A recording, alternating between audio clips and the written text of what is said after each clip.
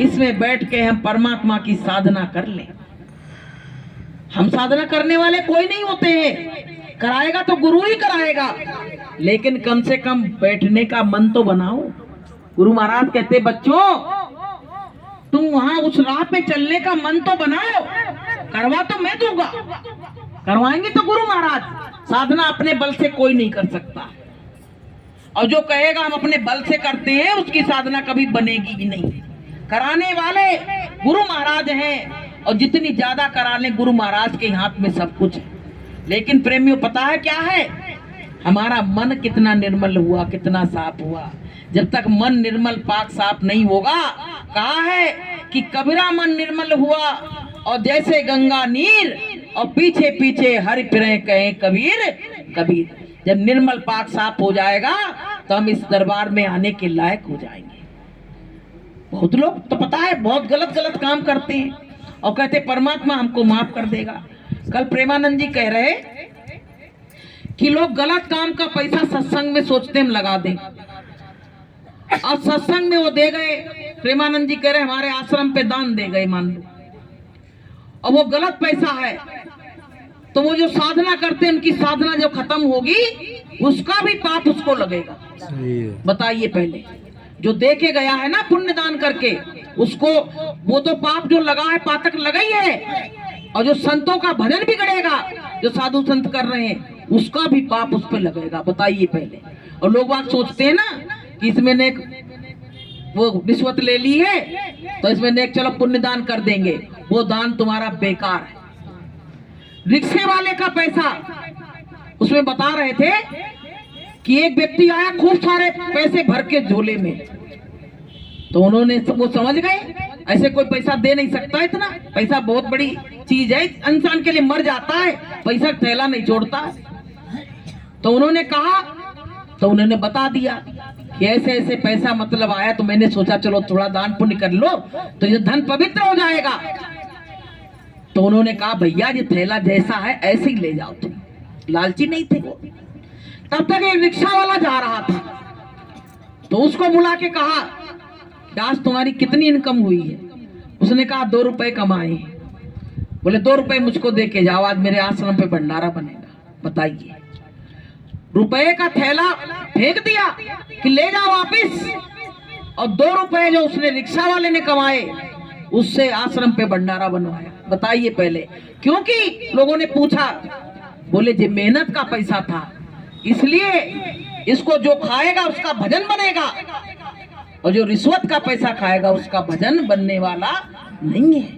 तो प्रेमियों, जो ये बड़े बड़े दानी लोग आ जाते हैं ना, इनकी तमाम इनकम इधर की उधर की होती रहती, तो करोड़ दे गया, कोई 2 करोड़ दे गया, कोई लाख दे गया, लेकिन पता है उनकी नजर में वो लाख माख कोई मतलब के नहीं है।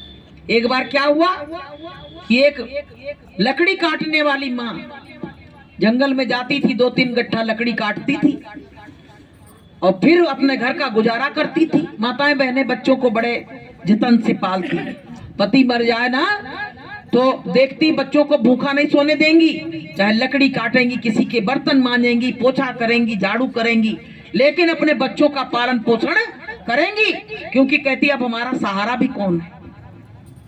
अब वो क्या करती थी, 2 गट्ठा लकड़ी के काट के लाती थी और बाजार में बेच देती थी, और उससे उसका खर्चा चलता था। तो एक जगह सत्संग हो रहा था, तो उसमें ऐसे गुरु महाराज के यहाँ से लोग आते थे और सेवा के लिए प्रेरित करते थे कि तुम्हारा धन शुद्ध होगा, सेवा दोगे। तो वहां तमाम लोग अपना नाम लिखवा रहे थे। जी वहां खड़ी हो गई बेचारी पीछे, तो कहने लगी मैं क्या दूं। 2 रुपए की लकड़ी बिकती थी उसकी, यानी 4 आने की बिकती थी। सब महंगाई वैसी तो थी नहीं, सस्ताई थी। अब भैया वो 4 आने अपने खूंट में बांधे थी, बेच के आई थी। तो उसने क्या किया कि 4 आने गुरु महाराज के हाथ में देके अपनी सेवा लिखवा दी।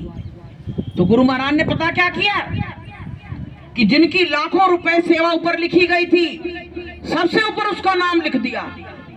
अब वहां के लोग देख के दंग रह गए, कहने लगे लाख रुपए वाली सेवा नीचे चली गई और ये 4 आने की सेवा ऊपर आ गई।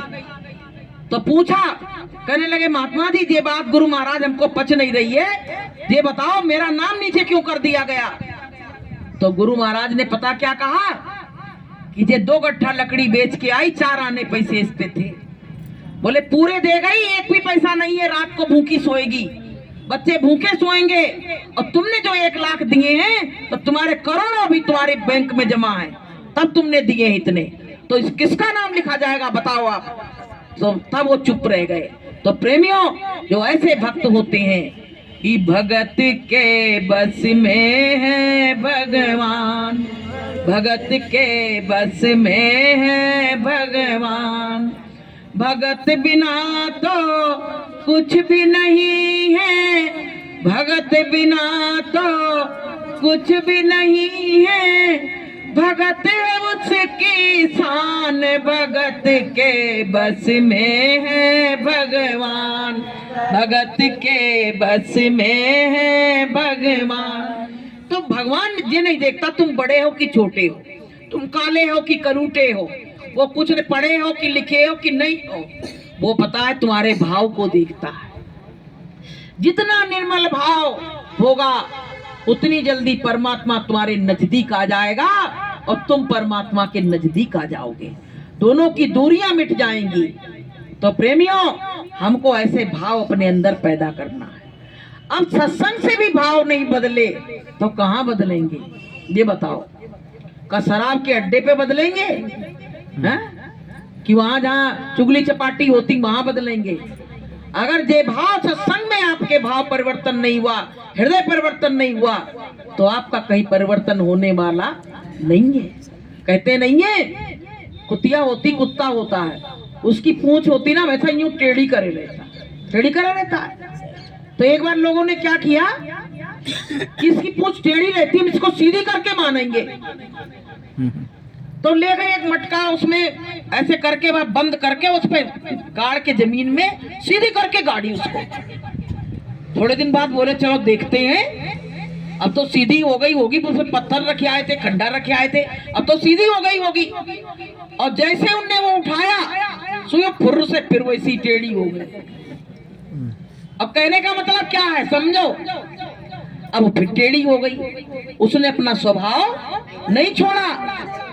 ऐसे प्रेमियों, कुछ लोग सत्संग में तो आते हैं लेकिन अपने स्वभाव में परिवर्तन नहीं करते हैं। तो प्रेमियों, हमको अपने स्वभाव में परिवर्तन करना चाहिए। चाहे आप यहाँ आ पाओ नहीं आ पाओ, आप घर में बैठ के अपना साधन भजन कर रहे हो, लेकिन आपके विचारों में परिवर्तन जरूर होना चाहिए। क्योंकि अगर वही पूंछ बनी रही तो हम और तुम परमात्मा के पास कभी पहुंच नहीं पाएंगे। कि तेरे बदले नहीं विचार, क्या लेने गई सत्संग में, तेरे बदले नहीं विचार, क्या लेने गई सत्संग में। सत्संग में जब तू जावे, इत बित की बात बतावे, सत्संग में जब तू जावे, इत बित की बात बतावे, तेरा जीवन है बेकार, क्या लेने गई सत्संग में, तेरा जीवन है बेकार, क्या लेने गई सत्संग में। तेरे बदले नहीं विचार, क्या लेने गई सत्संग में।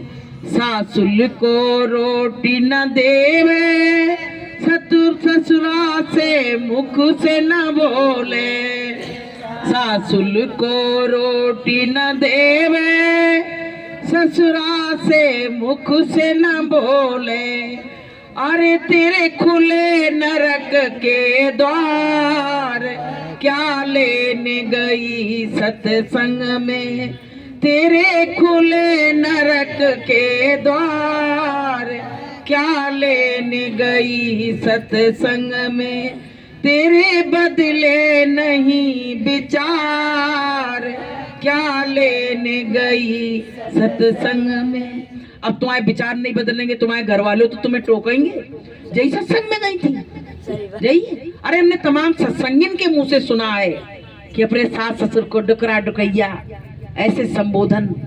अगर तुम्हारी भाभी वहां मायके में ऐसे तुम्हारे माता पिता से कहे, तुमको अच्छा लगेगा क्या? ये बताओ।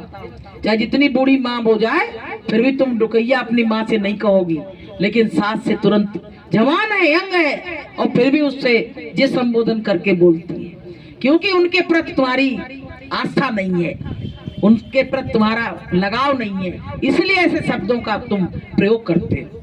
तो प्रेमियों, सत्संग क्या है? जब तुम्हारे सत्य का संग कर रहे हो तो सबके संग अच्छा व्यवहार करो। पहली बात तो यही है कि सबके संग अच्छा व्यवहार होना चाहिए। सास ससुर भूखे बैठे हैं और तुम कह रहे हो नहीं भैया आज 2 बार सत्संग है, तो 2 बार जाएंगे, तो पता है भगवान भी तुम्हारे सत्संग को स्वीकार नहीं करेगा, क्योंकि पहली सेवा तो सास ससुर की, माता पिता की है। अगर वो नहीं की और तुम केवल इसमें भगते रहे तो तुम्हारी आत्मा में शांति नहीं आएगी। तुम भगते रहो, तुम्हारा मन तुमको दौड़ा रहा है, लेकिन आत्मा तुम्हारी तुमको कचोट रही है कि आज घर में हमारे सास ससुर भूखे बैठे हैं। तो प्रेमियों, विचार अब आजकल क्या है, आजकल बड़ा खराब माहौल चल रहा है। आजकल लड़के क्या होता है, अच्छी अच्छी नौकरी लग जाती हैं, माता पिता तो सोचते हैं कि अच्छे संस्कार दे रहे हैं, लेकिन वो केवल पढ़ाई के ही संस्कार दे रहे हैं, अध्यात्म का संस्कार कोई नहीं दे रहा है। कोई बच्चा से अपने ये नहीं कहता कि बेटा हाथ में सुमिरनी माला पकड़ लो, कम से कम भगवान का नाम सुबह से शाम तक एक बार ले लिया करो। और पढ़ाई पे जोर देते, कोचिंग जाओ, स्कूल जाओ, होमवर्क करो, बस इसी पे जोर देते हैं। लेकिन तुमने वो संस्कार विहीन कर दिए बच्चे। अगर इसमें पढ़ाई थोड़ी कम हो जाती तो काम भी चल जाता, लेकिन संस्कार विहीन बच्चे कर दिए तो आज तुम्हारे लिए ही तुम्हारे गले की हड्डी बन गए वो। उनको पढ़ाया लिखाया, उनको भेज दिया विदेश, अब मर गए तो डेड बॉडी दूसरे मोहल्ला के उठा के ले जा रहे हैं। बताओ पहले क्या हुआ? इसी दिन के लिए बच्चा बच्ची पढ़ाए थे क्या? तो प्रेमियों, बच्चों को संस्कार विहीन मत बनाओ। कहते हैं कि एक बार तुम अपने घर की प्रॉपर्टी कम दे देना, लेकिन बच्चों को संस्कारवान जरूर बना देना। प्रॉपर्टी तो खत्म हो जाएगी, लेकिन संस्कार, जो जैसे खेत में बीज डाल दिया जाता है तो उसमें फसल जरूर पैदा होती है, ऐसे बच्चों में अगर संस्कार के बीज डाल दिए जाएंगे तो एक ना एक दिन वो बड़ा वृक्ष बनके तैयार हो जाएंगे। इसलिए बच्चों को संस्कारवान बनाओ। गुरु महाराज हमेशा कहते थे हमारे कि बच्चों को सत्संग में जरूर लाओ। अब आप लोग सुन गए, अब बच्चे सुन नहीं रहे, अब घर में गए तो दांगीचा मचा है। अब बताओ क्या करोगे? तो क्या करोगे? इसलिए प्रेमियों, यहाँ से जाओ तो कुछ बच्चों को भी बताओ, कुछ बच्चों को भी, किसी के बहाने तुमको हम बैठ के तुमको सत्संग सुनाएंगे, कोई बच्चा नहीं सुनेगा, लेकिन जब उनको खाना परोस रहे हो, उनसे कोई बात चर्चा कर रहे हो, तो थोड़ी थोड़ी बातें सत्संग की भी उसमें घुसेड़ दी तो कुछ तो सुनेगा, कुछ तो असर होगा। तो प्रेमियों, ये मानव जीवन हमको बड़े भाग्य से मिला है और हमको परमात्मा ने बहुत कुछ दिया है। जब हम आए थे संसार में, हम कुछ लेके आए थे यहाँ पे, कितने प्लॉट लाए थे, कितनी खेती पाती लाए थे, कुछ लाए थे, और कितने कपड़े लाए थे, कुछ नहीं लाए। लेकिन जब हम आए तो खाली हाथ आए थे, और यहाँ से जब जाएंगे उसका नियम देखिए परमात्मा का, कि खाली हाथ भेजा है और खाली हाथ ही लेगा। खाली हाथ आए थे और खाली हाथ ही जाएंगे। यहाँ तक कि उस समय तो मुट्ठी भी बंधी थी, और जब हम बड़े होके यहाँ से जाएंगे तो ऐसे दिखा देंगे दुनिया वालों को कि देख लो मेरे हाथ में कुछ भी नहीं है, कुछ भी नहीं है। होता है कि नहीं होता है जी?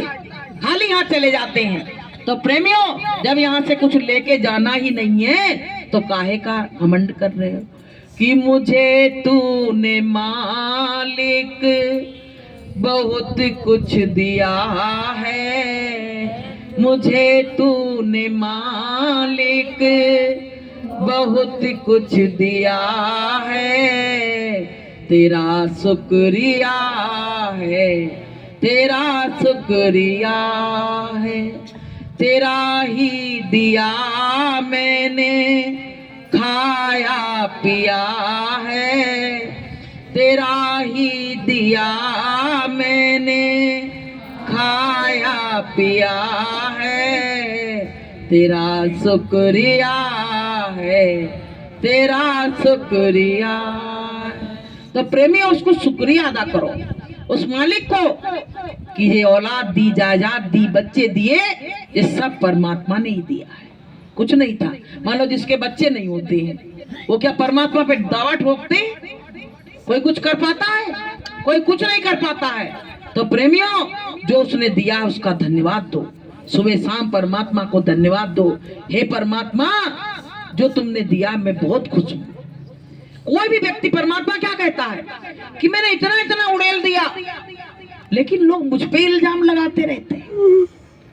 इंसान पे तो लगाओ, भगवान पे इल्जाम लोग लगाते हैं कि भगवान रूठ गया हमसे, प्रॉपर्टी में नेक कमी आ जाए, भगवान रूठ गया, हमको गरीबी दे दी, हमको दे दिया, हमको निरादर करवा दिया, अब मेरे बीमारी दे दी, सब भगवान पे ही दोष लगाते हैं।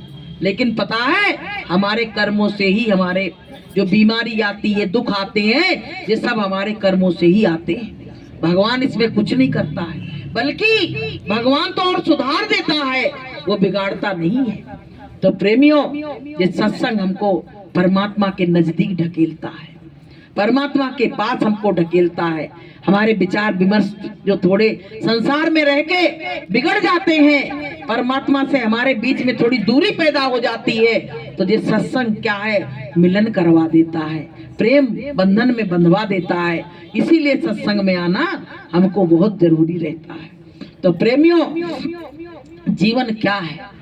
जिसने जीवन को समझा वही जीवन के लिए कुछ करेगा, और जिसने जीवन के लिए कुछ समझा नहीं, वो जीवन के लिए कुछ करने वाला नहीं है। तो गुरु महाराज कहते, बच्चों भजन करो, अपने घर को चलो। उसने किसी को नहीं छोड़ा, ना जीव जंतुओं को, ना इंसान को, किसी को भी नहीं छोड़ा। यहाँ तक कि जो बनाए हैं प्राकृतिक सौंदर्य भी बनाए हैं, वो भी एक दिन बगीचे लगाते हैं, वो भी मुरझा जाते हैं, सब उसी की लगाई हुई बगिया है। तो कहते नहीं कि साधा हुआ घर को चलो, संत कहते हैं कि जा घर काल ना जाए। अभी तो काल हमको बार बार मार रहा है, और इस काल से पीछा छुड़ाने के लिए हमको सतगुरु मिले हैं। और गुरु महाराज कह रहे हैं, बच्चों इस बार तुम ऐसी साधना कर लो गहन कि तुम अपने घर को चलो, और घर के जाने की जब आस बांधेंगे तभी तो हम घर जा पाएंगे। ये बताओ भाई, इतने बड़े परमात्मा से मेरा नाता जुड़ा हुआ है, तो हम तो हैं ही जो हैं, लेकिन वो तो बड़ा है, तो उससे यही कह दो, भैया हम तो कुछ नहीं है, तुम चाहो तो हमें पल भर में पार कर सकते हो। बोलिए प्रेम से। गुरु चाहे तो पल भर में जीव को उद्धार कर सकता है, तुमको कोई मेहनत करनी नहीं पड़ेगी, लेकिन वो खुश हो जाए तब तो। देखो, जहाँ प्रेम होता है ना, वहां पे सब नियम खत्म हो जाते हैं।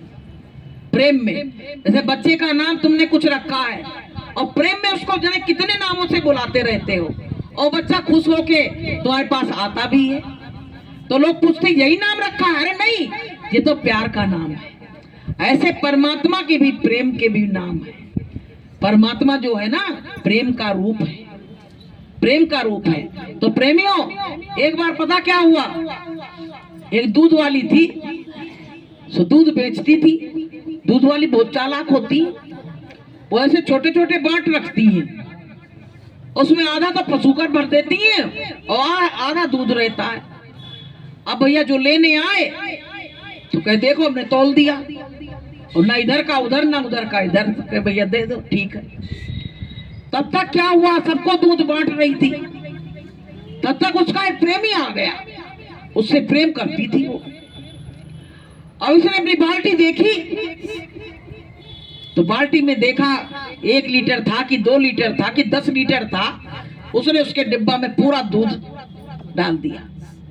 अब वो लोग देखते रह गए, कहने लगे हमारे में तो ऐसे टुटिया टुटिया के डालती है, और इसमें तो इसने ऐसे ही कुड़े दिया, जबकि लीटर रखा है उसने नहीं नापा, और उस पर सब चिल्लाने लगे। तो उसने पता क्या कहा कि ये मेरा प्रेमी है, प्रेमी है, और प्रेम में नेम नहीं होता है।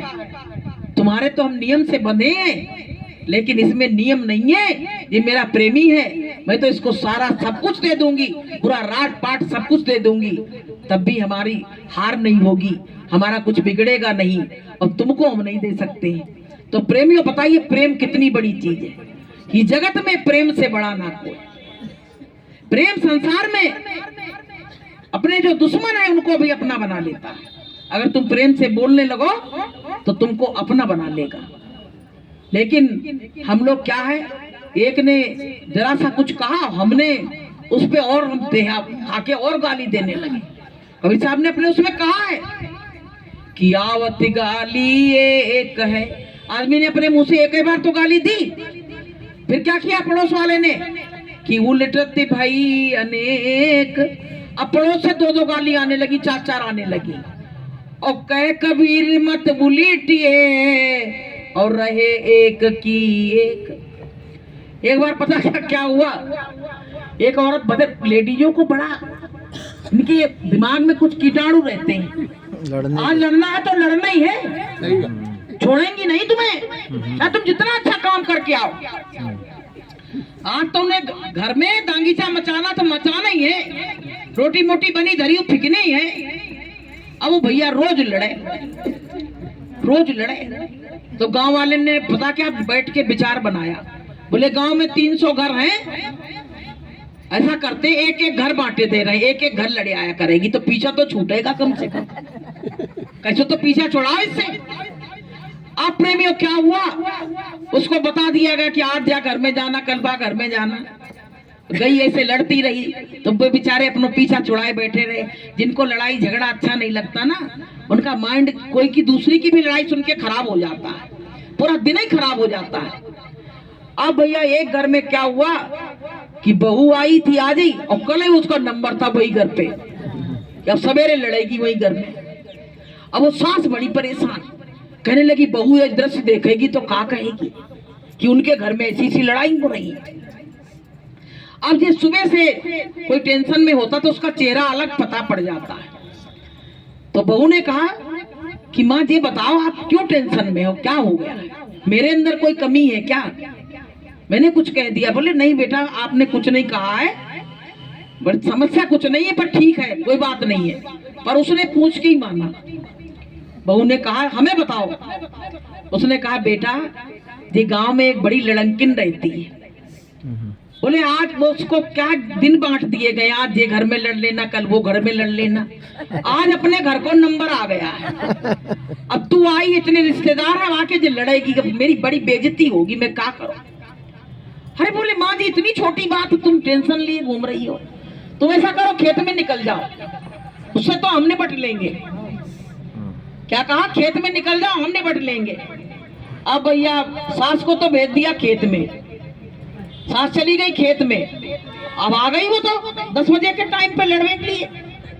अब बहू दरवाजे के पीछे खड़ी हो गई और जो लड़े खूब लड़े, और जब बहू की तरफ देखे तो बहू ऐसे हाथ जोड़ ले, बोले ही नहीं। तो भैया क्या हुआ, अकेले बोल बोल के, जैसे पहले दूसरों कोई बोलेगा तो नेक रेस्ट तो मिल जाएगी, और उसमें दूसरा बोला ही नहीं तो अकेले अकेले बोली तो बेहोश होके गिर पड़ी, बेहोश चक्कर आ गया, गिर पड़ी। अब बहू ने क्या किया, बाकायदा उसको बिस्तर पे लिटाया, पानी छिड़का, ग्लूकोज पिलाया। जब उसे होश आया तो कहने लगी हम तो यहाँ लड़वे आए थे, मैं बिस्तर कैसे मिल गया? अरे बोले माँ जी आप इतना ज्यादा बोली, बीपी हाई हो गया, तो आपके चक्कर आ गए, तो हमने सोची कि आपको कुछ हो नहीं जा, तो हमने बिस्तर पर लिटा के आपके मालिश कर दी, ग्लूकोज पिला दिया। बोले बेटा तेरे इतने अच्छे विचार, और मैं तो पूरे गांव से लड़ती फिरती हूँ, मेरे अंदर ऐसे विचार ही नहीं आए कभी। बोले तुमने ऐसी बात जो आज हमें बताई है, ऐसी बात आज तक किसी ने बताई नहीं। मैंने एक गाली दी, गांव वाले ने मुझको 10-10 गाली दी है, लेकिन हमने यहाँ जब गाली दी तो मुझको किसी ने गाली नहीं दी। तो आज से मैं तुमको अपना गुरु बनाती हूँ, और जैसा तू कहेगी मैं वैसे चलूंगी, और आज के बाद मैं पूरे गांव से किसी से भी नहीं लड़ूंगी। तो प्रेमियों कहा गया कि संगति से गुण उपजे और संगति से गुण जाए, और बांस फांसी और मिसरी सब एक ही भाव बिकाए। अच्छे लोगों की संगत मिली तो इतने लड़ने वाले के विचार बदल गए। तो प्रेमियों, ऐसे सतगुरु की संगत मिली है तो क्या आप लोगों के विचार नहीं बदल सकते? हा? आप लोगों के विचार नहीं बदल सकते हैं? तो ये कहानियां, ये दृष्टांत हमको ये शिक्षा देते हैं कि सत्संग में जाओ और जैसे हंस मोती चुनता है ऐसे अच्छे अच्छे वचनों को चुन के लाओ, अपने हृदय में रखो और उसी हिसाब से चलो तो आपका जीवन स्वर्ग बन जाएगा। बोलिए प्रेम से।